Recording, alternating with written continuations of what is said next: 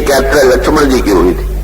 प्रभु ने लक्ष्मण जी से पूछ दिया, तुमने 14 वर्ष तक मेरे साथ यात्रा की, तुम्हें सबसे आनंददायक यात्रा कब लगी? तो लक्ष्मण जी ने कहा, महाराज सबसे आनंददायक यात्रा तो लंका में हुई। कब? जब मेघनाद ने मुझ पर शक्ति का प्रयोग किया और मैं गिर पड़ा, उस समय जितनी बढ़िया यात्रा हुई वैसी यात्रा कभी नहीं। क्यों? बोले वैसे तो यात्रा में मैं आपके पीछे पीछे चलता था, पर जब मेघनाद ने मुझे शक्ति मेरे ऊपर चला दिया तो मैं एक पग नहीं चला। लेकिन देखिए कैसी बढ़िया यात्रा पूरी हो गई। क्या? बोले हनुमान जी ने आके गोद में उठा लिया और आपकी गोद तक पहुंचा दिया, चलना भी नहीं पड़ा। और संत की गोद से भगवान की गोद तक पहुंच जाना, इससे बढ़कर के और यात्रा का स्वरूप क्या हो सकता है? ऐसी स्थिति में महाराज बिना चले भी यात्रा होती है। इसीलिए प्रभु लक्ष्मण जी को जगा रहे थे। बोले ऐसा विचार दीजिए, जागो पाता। अरे लक्ष्मण जगो जगो।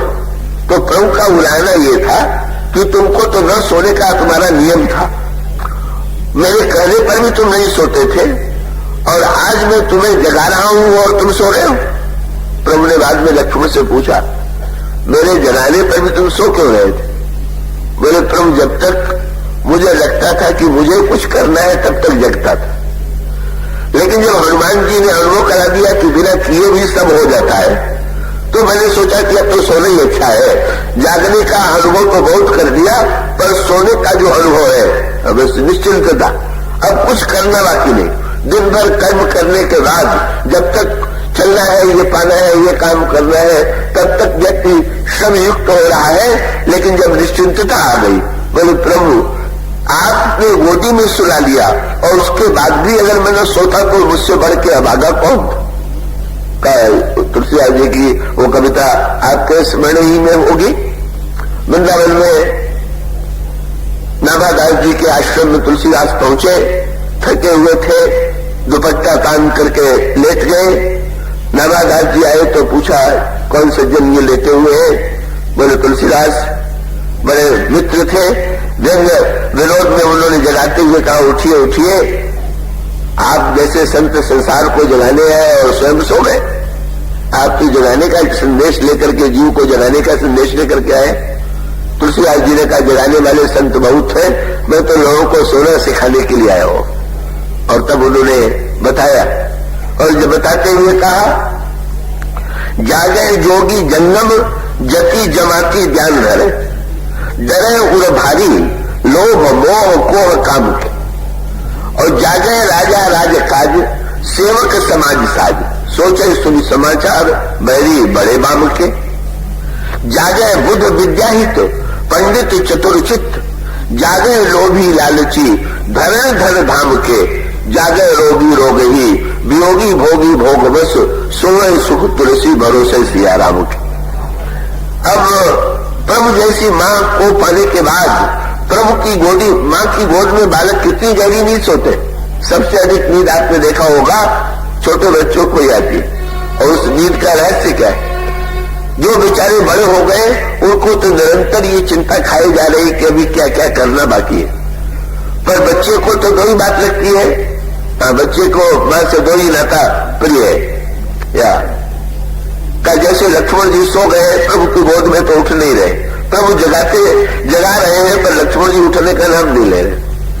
और हनुमान जी अशोक वाटिका में गए तो पहले तो बड़ी ऊंची ऊंची बातें करते रहे, पर मां ने जब हनुमान जी को पुत्र कह करके पुकारा, पुत्र कह करके ये कहा है सुत कपि सब तुम्हें सुहाना, तो हनुमान जी ने तुरंत मां से कहा, सुनो मां तुम्हें अतिशय भूखा, लाज देख सुंदर फल भूखा। मां वृक्ष में बड़े मीठे फल लगे हुए। अरे हनुमान, इतनी ऊंची बातें करते करते ये फल लगे हुए हैं।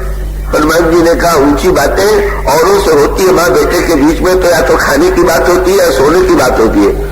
अब जब आपने पुत्र कर करके पुकार दिया है और उस समय भी मैं व्यर्थ ज्ञान चर्चा में समय गंवाऊं या पुरुषार्थ और कर्म में समय गंवाऊं, तो इससे बढ़ करके कोई नई सब्जी नहीं होगी। इसलिए बस ऐसी निश्चिंतता, का इस निश्चिंतता का तत्व यह है, यूं कह लीजिए कि व्यक्ति ने अपने ऊपर अभिमान का, कर्तृत्व का ऐसा श्रम लाद लिया है कि जीवन में उसने ये मानने की भूल कर वो ऐसे कुछ कर बैठा है, वो ये मान करके चलता है कि ये कार्य मैं ही करता हूं, मेरे द्वारा ही होता है।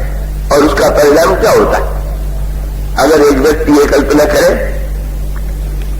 मान लीजिए एक मेरे ऊपर एक मंडप बना हुआ है और मैं पूरी कथा में यही चिंता करता रहूं कि कहीं मंडप मेरे सिर पर गिर तो नहीं जाएगा। ऐसे कई लोग चिंता करने वाले हैं। ऐसे जन तो कलकत्ते में ऐसे मिले कि कहते थे कि मुझे पुल पर जाने पर डर लगता है कि उन्हें पुल गिर जाएगा तो क्या होगा। अब लीजिए, पुल गिर जाएगा तो क्या होगा? वो पुल गिरा नहीं है, उस गिरने के पहले ही वो बेचारे गिरने की आशंका के मारे ही आतंकित हो रहे हैं। कई लोग अपनी आशंका से, अपने मिथ्याभिमान के कारण अपने चिंता को भी बढ़ा लेते हैं, थकान को भी बढ़ा लेते हैं। और रामायण में रामों के संदर्भ में कहा गया, उमा रावणी असाभिमाना जिन टिट्टी भी खग सूत उताना। और पक्षी पैर फैला के सोते हैं पर टिटीवी पक्षी अपना पैर ऊपर कर लेता है। किसी ने टिटीवी से कहा, क्या पैर ऊपर किए हुए हो, आराम से लंबा करो पैर, खूब आनंद से सो जाओ। टिटीवी ने कहा, तुम लोग स्वार्थी हो, लंबे पैर करके सो जाते हो, मैं तो परोपकारी हूं। क्या बोले, इतना बड़ा आसमान और इतने तारे ऊपर हैं, कहीं रात को गिर पड़े और सब लोग दब के मर जाए, इसलिए मैंने पैर ऊपर कर दिया है कि ऊपर रोक लूंगा और आप लोग बच जाएंगे। अब ये टिटेरी पर ये वृत्ति लगती विचित्र है, पर ये वृत्ति हम लोगों के जीवन में बहुत व्यापक है। हमारी थकान में शरीर की थकान का तो महत्व है। शरीर से थकना तो शरीर के स्वास्थ्य की दृष्टि से भी अच्छा माना जाता है, लेकिन शरीर का थकना बस अंतर ध्यान में रखिएगा कि एक ओर शरीर है और दूसरी ओर मन।